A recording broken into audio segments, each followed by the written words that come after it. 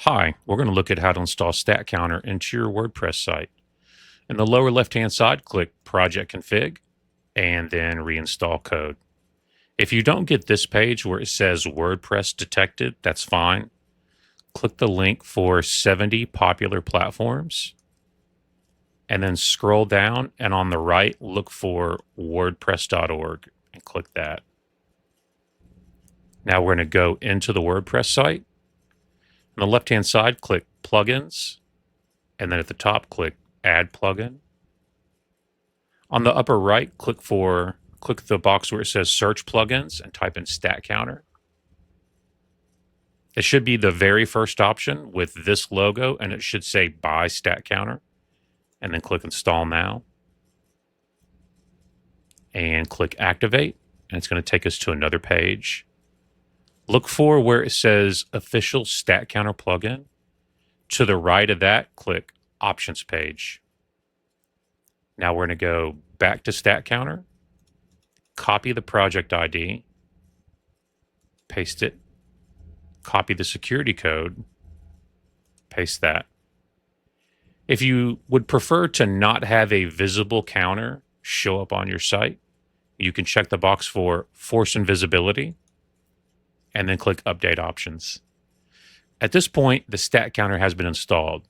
However, if you have a WordPress cache plugin or a booster, you will need to clear that cache before these latest changes take effect.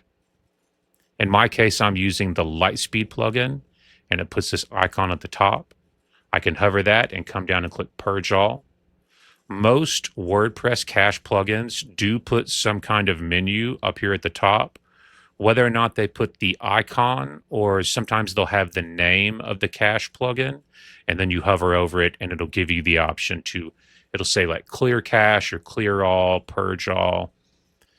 There are a few of them that do not put a menu item at the top, and they will have one on the left-hand side, sometimes under settings, and you will have to go into it that way and then clear the cache. So at this point, the Statcounter is active on my site.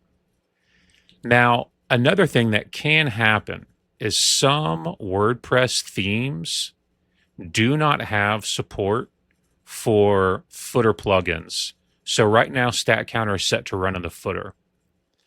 And so if you install Statcounter and you clear your cache and it doesn't seem to be working, you may want to come back in here and change the counter position to the header, click Update, clear your cache again, and then go try the site again.